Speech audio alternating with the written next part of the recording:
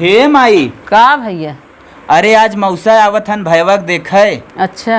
हाँ तो पगली समझाए उमझाई दे, खनवा उनवा बनाई दे। अच्छा। बोलावत तनी समझाए त। बहू यहाँ आवा, रिश्तेदार आवत हन। अच्छा अम्मा। अरे खाना बनावे क्यों? ठीक बा अम्मा।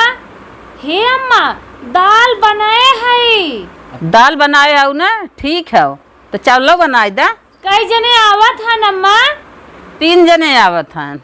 3 जने? कहो अम्मा, 3 जने आवत हन तो का हिसाब किताब रहे? 2 गिलास पानी धाई के गैस पे चढ़ाई दा। अच्छा चलो ठीक बा।